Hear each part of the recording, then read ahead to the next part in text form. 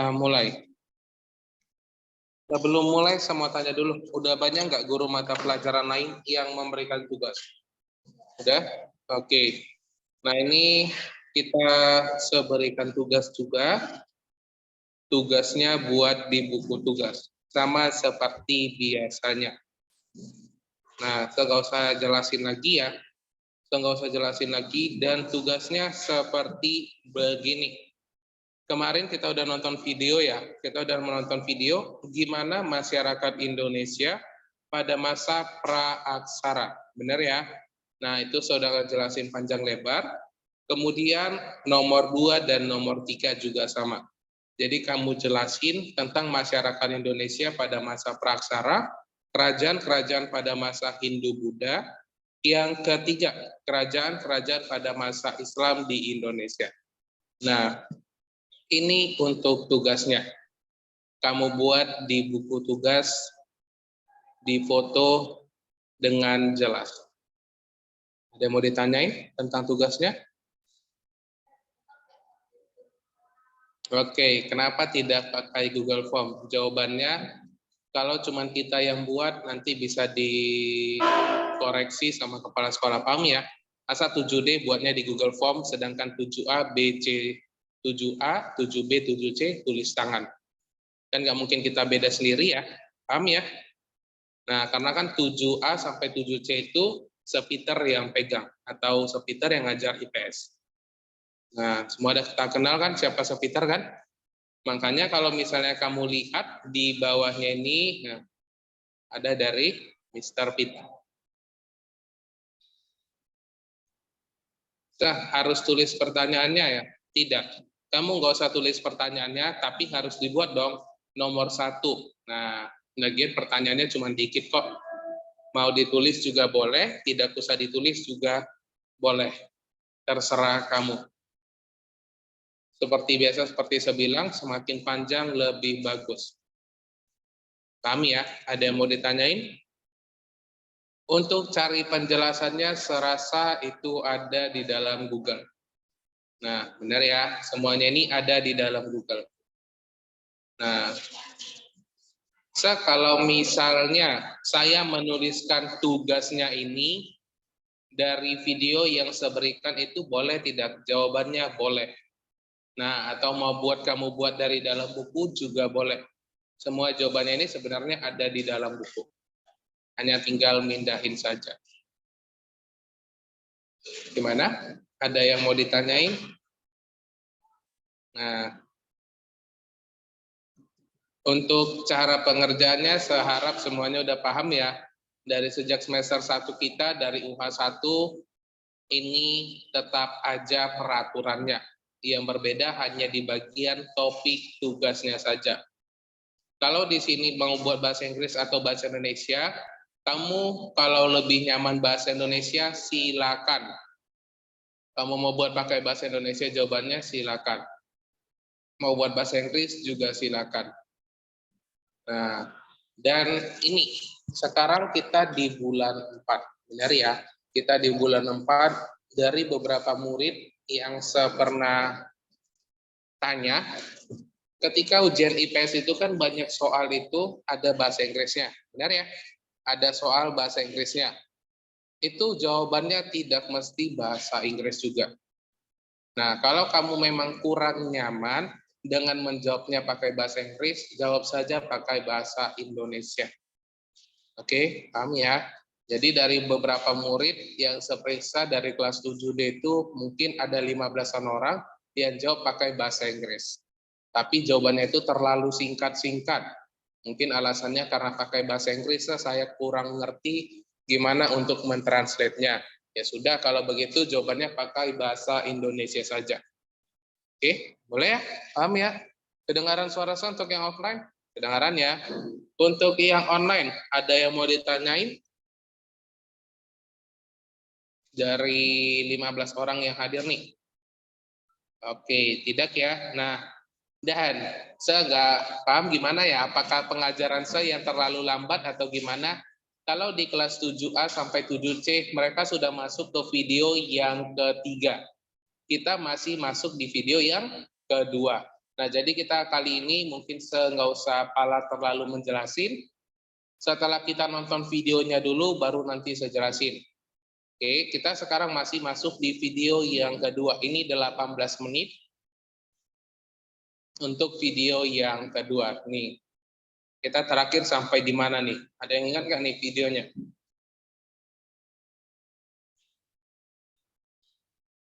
Kalau saya nggak salah, kita masih sampai di sini tadi ya, yang ini ya. Yang sebelum-sebelumnya, saya harap semuanya udah paham ya, atau kita mulai lagi dari awal? Ayo, mulai dari awal atau gimana nih? Ini 4. Mulai dari awal aja, Oke, nah ini kita mulai dari awal. Yang depan boleh matikan yang lampu depan ini enggak? Biar semuanya kita lebih enak. Oke. Ya udah, gini aja pun nggak apa-apa. Nanti kalau datang Peter, kita bilang nonton film. Oke, kita mulai ya.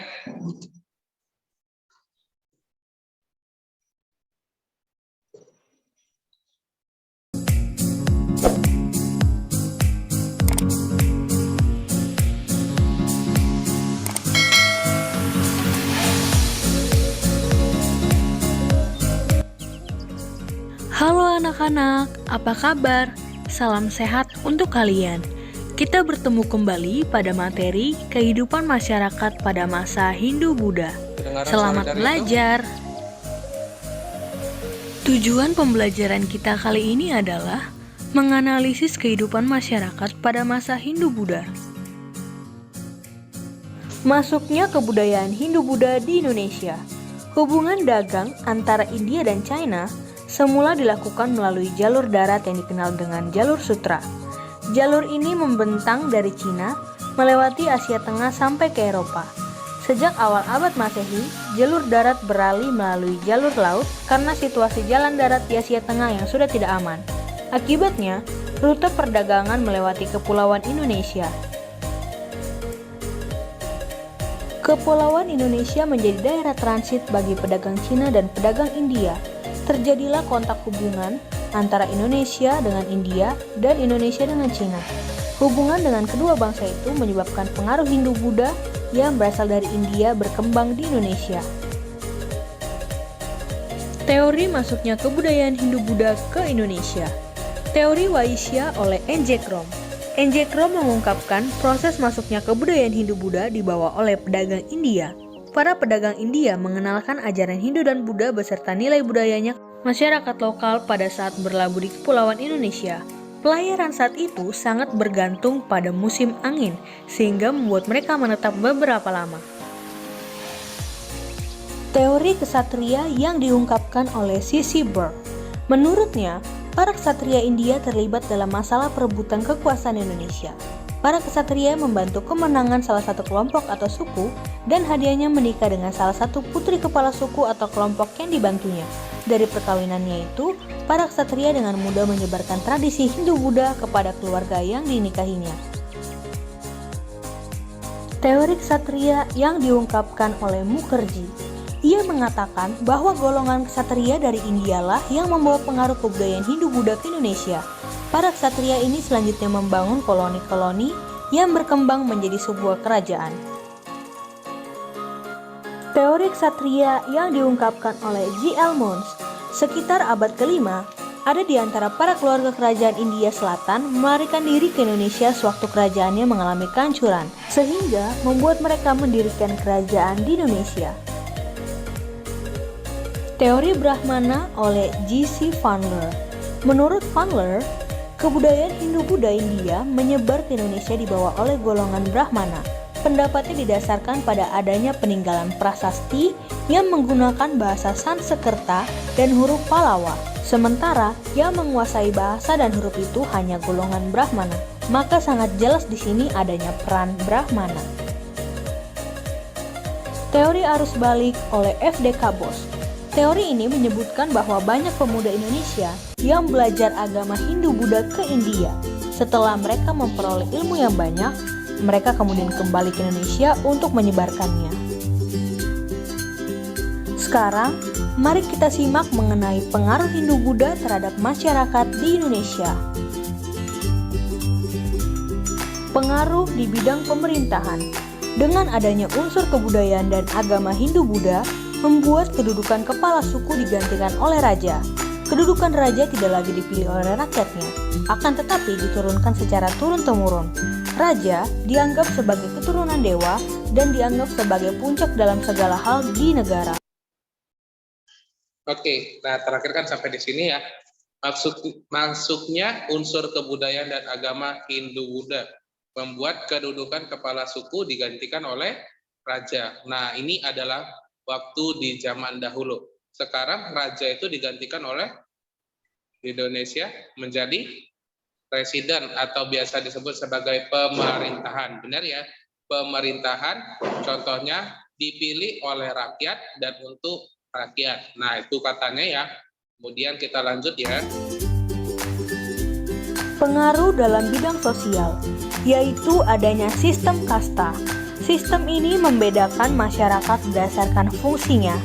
Terdapat 4 golongan kasta, yaitu golongan Brahmana atau pendeta, kedua golongan kesatria, bangsawan atau prajurit, ketiga golongan Waisya yaitu pedagang dan petani, dan keempat adalah Sudra yaitu rakyat biasa.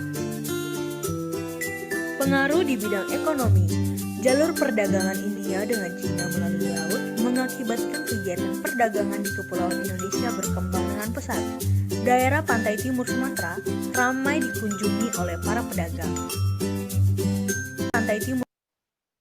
Oke, nah jalur perdagangan India dengan Cina melalui laut mengakibatkan kegiatan perdagangan di Kepulauan Indonesia berkembang pesat. Nah, itu di zaman dahulu. Di zaman sekarang, bagaimana sekarang transaksi jual beli? Sudah ada yang namanya online. Dari ya, kita cukup tinggal ngeklik pakai satu jari, tunggu barangnya dan barangnya itu akan datang sampai ke rumah. Dan hebatnya lagi, dengan jual beli online seperti begini, mama-mama pun yang seharusnya tidak bisa memakai handphone karena memang sudah sekarang zamannya itu berbeda, mereka harus mulai belajar lagi. Nah, sama contohnya seperti mama saya. Dulu mama saya itu cuma bisa pakai handphone yang tinut-tinut, nelpon sama SMS. Paham ya? Tinut-tinut hanya untuk nelpon sama SMS. Sekarang karena udah capek, kalau pergi belanja itu udah nggak bisa lagi. Contohnya mau ke Carrefour, kaki udah nggak bisa lagi, ya udah capek, namanya sudah mulai tua. Sekarang dari handphone cukup ngeklik, nengok dari komen, barangnya rekomendasi nggak, berapa bintang 5-nya, berapa bintang 4, kemudian kalau cocok baru dibeli. Benar nggak? Ada nggak di sini yang belum pernah beli online? Ada yang masih belum pernah? Atau semuanya udah pernah nih, belanja online pernah semua? Pernah ya. Belanja online itu kalau saya bilang top up game itu termasuk belanja online nggak? Masuk ya.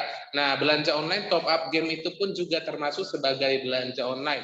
Dan itu pun bisa direkomendasikan apakah akun tersebut yang menjualkan top up diamond game itu rekomendasi atau tidak.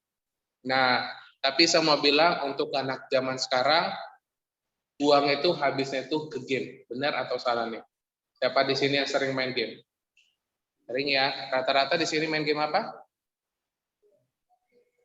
Oke, kalau nggak salah, kalau main Free Fire, Mobile Legends, kemudian apa lagi? Roblox. Oke, nah saya juga pernah main game itu ya, bukannya apa, dari sejak kuliah itu baru masuk kuliah di Mobile Legends itu, karena udah ketagihan top up, ada yang percaya kalau saya top up sampai sudah hampir 8 jutaan? Nah, saya di Mobile Legends top up sampai 8 jutaan. Di Free Fire kalau saya nggak salah di 5 jutaan sampai skin-skin yang udah limited edition pun saya sempat pernah beli. Nah, dan yang mau saya bilang, kalau misalnya kamu sudah top up nih, rupanya akunnya hilang atau di-banned. Gimana perasaan kamu? Belum pernah ya? Akun Free Fire saya di-banned sama si Garenanya langsung. Oke, padahal sudah habis kayak gitu, makanya saya nggak main lagi. Nah, yang mau saya bilang di sini, kita boleh mengikuti zaman. Tapi kalau misalnya masih pakai uang orang tua untuk top up, seharusnya jangan dulu. Boleh ya? Kita kalau main game itu nggak apa-apa deh kalau disebut sebagai player gratisan. Maksud saya player gratisan? Dapat skinnya ya paling mungkin dari menyelesaikan event atau gimana. Nah, itu lebih baik ya. Jangan nanti contohnya sama kayak ikut-ikut zaman, uangnya sampai udah habis kayak gimana-gimana. Oke. Nah, kalau di game itu memang banyak sekali event-event yang menarik. Kita lanjut ya. Memang agak berbeda, tapi di sini nih berkembang pesat. Bukan hanya di bagian online ya nih. Mulai dari masuknya mereka, berarti ada sisi positifnya, ada sisi negatifnya masuk orang luar ke Indonesia. Kita lanjut ya. Sumatera ramai dikunjungi oleh para pedagang. Pengaruh di bidang agama. Seiring dengan kegiatan perdagangan, agama Hindu-Buddha juga tersebar bagi masyarakat di Indonesia.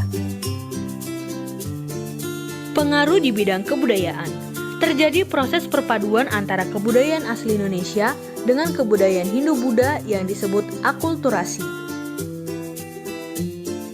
Hasil akulturasi antara kebudayaan Hindu-Buddha dengan kebudayaan asli Indonesia, yaitu pada seni bangunan. Bentuk candi di Indonesia pada hakikatnya adalah punden berundak yang merupakan unsur Indonesia asli. Bangunan punden berundak sebenarnya sudah berkembang dari masa praaksara sebagai penggambaran dari alam semesta yang bertingkat-tingkat. Tingkat paling atas adalah tempat persemayaman nenek moyang. Punden berundak menjadi sarana khusus untuk pemujaan terhadap roh nenek moyang. Oke, nah dari bagian sini dulu nih kita lihat nih. Kalau kita lihat dengan secara orang awam atau orang tidak mengerti tentang bangunan, dari foto pun kita lihat mereka menggunakan batu, benar ya? Mereka menggunakan batu. Dan kalau kita lihat juga nih, batunya ini bukan batu seperti di zaman sekarang. Kalau di zaman dahulu, kalau kamu bisa menggunakan pikiran kamu, apa ini bisa manusia mengangkat sampai di bagian ujung seperti gini? Nah, itulah hebatnya orang zaman dahulu ya. Katanya orang zaman dahulu pun kalau kita dengar dari cerita-cerita, ada orang yang bangun candi cuma 1 hari. Ada yang pernah tahu? Nah, itu sampai sekarang masih viral ya. Kemarin waktu zaman saya itu ada videonya atau filmnya. Mereka membangun candi cuma 1 hari dengan bantuan jin atau goblin-goblin. Nah, mereka membangun candi itu tanpa menggunakan lem perekat atau menggunakan semen untuk menyatukan batu-batu seperti gini. Jangankan di sekitar sini, tempatnya Opung Se, tahu ya, kayu-kayu itu rumah zaman dahulu itu mereka merekatnya tanpa menggunakan paku atau tali. Itu kayu-kayu itu bakalan langsung menyatu. Pernah lihat rumah Batak, rumah adat Batak dulu? Nah, tempat itu kalau misalnya setiap kali pulang kampung itu selalu kayak gitu. Udah nggak ada sinyal, kalau udah jam 6 sore gelap gulita. Nah, itu rumahnya itu tidak ada memakai yang namanya alat perekat. Ini juga sama ya nih. Dan kita bisa bayangin juga gimana mereka cara untuk menyatukannya. Nah, ini coba kita pikir sendiri adalah deh. Tempat persemayaman nenek moyang dan seni ukir. Dapat dilihat pada relief atau seni ukir yang dipahatkan pada bagian dinding candi. Misalnya relief yang dipahatkan pada dinding-dinding pagar langkan di Candi Borobudur yang merupakan pahatan riwayat Sang Buddha. Bidang sastra dan aksara. Karya sastra yang bersumber dari Mahabharata dan Ramayana melahirkan seni pertunjukan wayang kulit. Cerita dalam pertunjukan wayang berasal dari India, tapi wayangnya asli dari Indonesia. Tokoh pewayangan khas Indonesia misalnya seperti Semar, Gareng, Bagong, dan Petruk. Tokoh ini tidak mungkin ditemukan di India. Perkembangan sastra didukung oleh penggunaan bahasa Sanskerta dan huruf-huruf India seperti Pallava, Pranagari, dan Dewanagari. Oke, nah kalau di sastra sama aksara, memang wayang itu tidak berasal dari Indonesia. Itu dibawa dari India. Tetapi wayangnya asli dari Indonesia. Paham ya sampai sini ya? Mereka membawa gimana sih wayang itu, tetapi Indonesia mencoba membuat wayangnya sendiri. Nih, tokoh-tokoh pewayangan khas Indonesia ada Semar, Gareng, Bagong, dan Petruk. Tokoh ini tidak ditemukan di India. Kita lanjut lagi. Sekarang mari kita perhatikan mengenai kerajaan-kerajaan Hindu-Buddha di Indonesia. Kerajaan Kutai. Kerajaan Kutai berdiri sekitar abad ke-5 di Muara Kaman, Kalimantan Timur, tepatnya di hulu Sungai Mahakam. Informasi tentang Kutai diketahui dari 7 buah prasasti Yupa. Nama-nama Raja Kutai, Kudungga, nama asli Indonesia, Asmawarman dan Mulawarman, nama yang mengandung India. Satu di antara Yupa berisi keterangan bahwa Raja Mulawarman telah memberikan sedekah 20.000 ekor sapi kepada para Brahmana. Kerajaan Tarumanegara merupakan kerajaan tertua di Pulau Jawa yang berdiri pada abad ke-5 Masehi. Sumber sejarah mengenai kerajaan Tarumanegara dari prasasti dan catatan seorang musafir Cina bernama Fa Hien. Fa Hien seorang musafir Cina dalam perjalanannya ke India yang singgah di Yepoti atau Pulau Jawa. Prasasti kerajaan Tarumanegara menggunakan huruf Pallawa dan bahasa Sanskerta.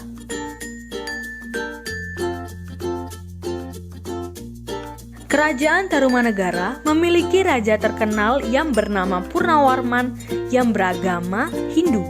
Untuk memajukan bidang pertanian, raja memerintahkan pembangunan irigasi dengan cara menggali sebuah saluran dan menamainya dengan Sungai Gomati. Kerajaan Sriwijaya berdiri sekitar abad ke-7 Masehi di Palembang. Prasasti berasal dari dalam negeri dan berasal dari luar negeri. Sumber sejarah diperoleh dari seorang pendeta Cina bernama Ising.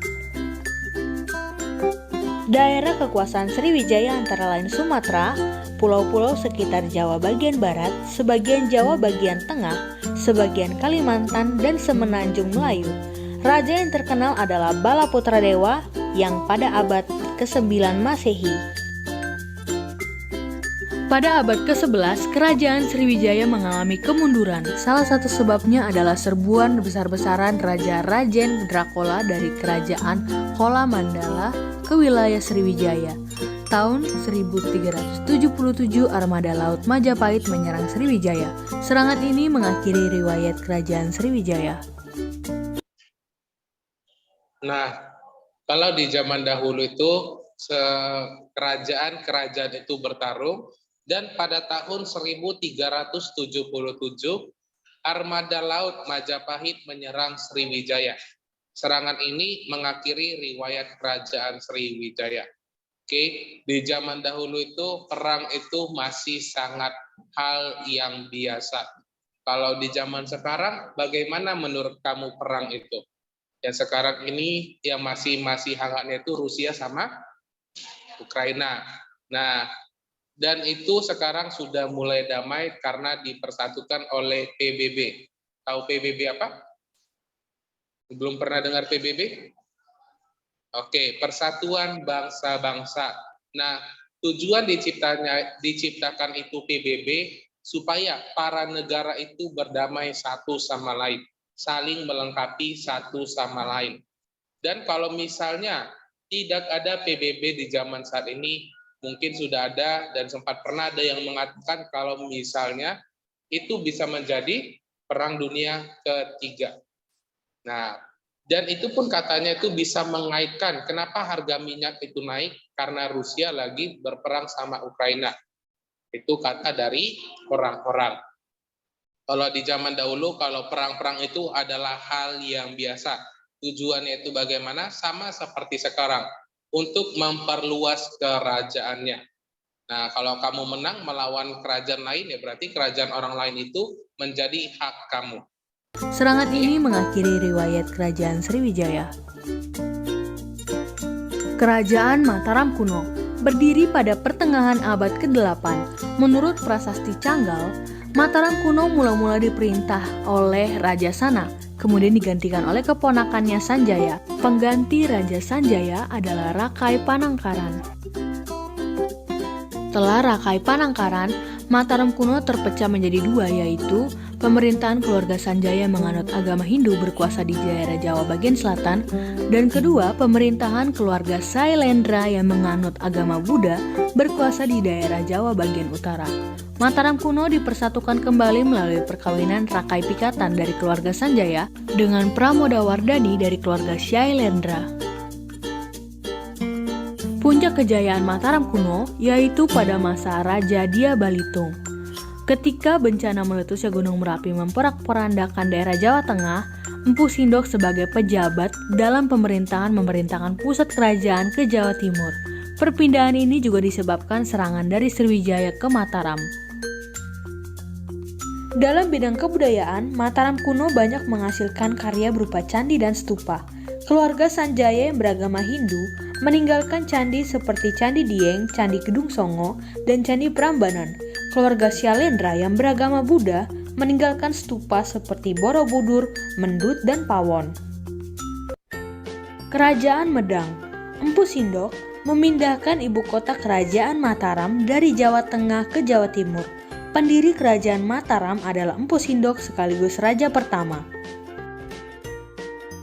Raja Dharmawangsa menyerang Sriwijaya sebagai upaya mematahkan monopoli perdagangan Sriwijaya, akan tetapi rencana tersebut gagal. Pada saat Dharmawangsa sedang melaksanakan perkawinan antara putrinya dengan Airlangga atau putra kerajaan Udayana dari Bali, ia diserang oleh Raja Urawari yang diduga terjadi atas dorongan kerajaan Sriwijaya. Raja Dharmawangsa dan seluruh keluarga tewas pada peristiwa tersebut. Hanya Airlangga yang berhasil menyelamatkan diri. Bersama seorang pengikutnya yang bernama Norotama, Airlangga bersembunyi di Wonogiri atau hutan gunung dan hidup sebagai seorang pertapa. Airlangga kemudian dinobatkan menjadi raja dan memindahkan ibu kota kerajaan dari Daha ke Kahirupan. Airlangga juga memerintahkan Empu Baharada untuk membagi dua kerajaan, yaitu Panjalu dengan ibu kota Daha dan Jenggala yang beribu kota di Kahirupan untuk menjaga perang saudara di antara kedua putranya yang lahir dari selir.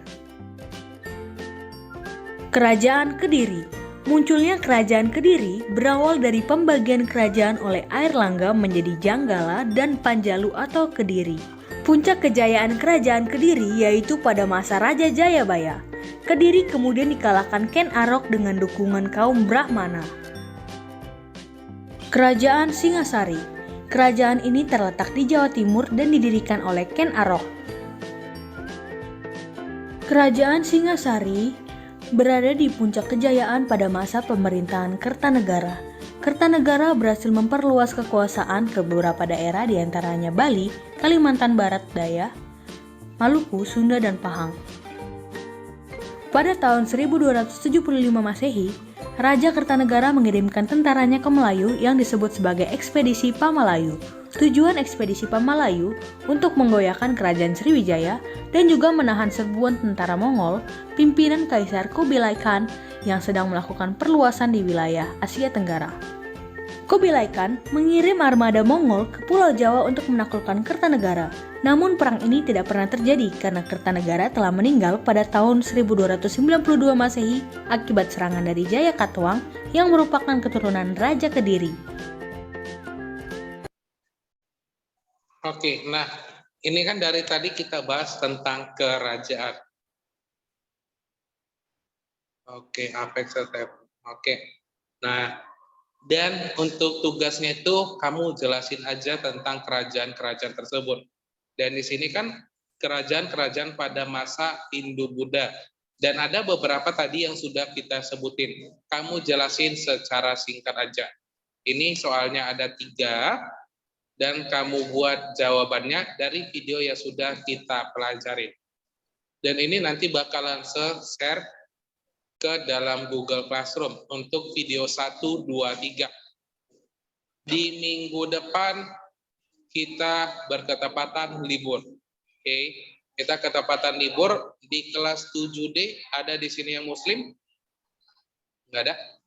Oke, berarti kita di sini kita berketepatan libur yaitu libur Lebaran. Oke, berapa lama nanti dapat info dari wali kelas? Ada yang tahu berapa lama? Belum diinfokan? Oke, belum ya. Nah, ini waktu kita masih ada 7 menit lagi. Kalau saya mau tanya dulu nih sama yang hadir di sini, ada 14 orang, ditambah di sini 13 orang. Saya ada nemu satu video di TikTok. Kamu udah mengenal diri kamu sendiri nggak? Pak Mas Yosef, kamu sudah mengenal diri kamu sendiri nggak? Apakah kamu itu orangnya baik, jahat, atau gimana? Nah, sudah ya, saya harap sudah. Di sini saya coba mau putar satu video yang Apakah benar atau tidak? Bagaimana kehidupan kamu? Yo, di sini yang aktifin kamera rupanya cuma satu orang nih. Semua absensi dulu nih. Ya, coba diaktifin dulu kameranya semua yuk.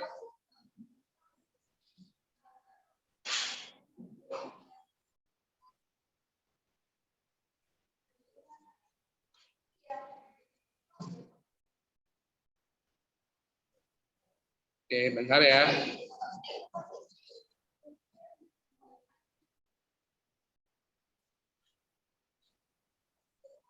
Nah, ini memang nggak pelajaran. Untuk videonya kita anggap udah selesai aja, nanti saya bakalan share. Ini kita mau nonton video tentang bagaimana kehidupan kamu.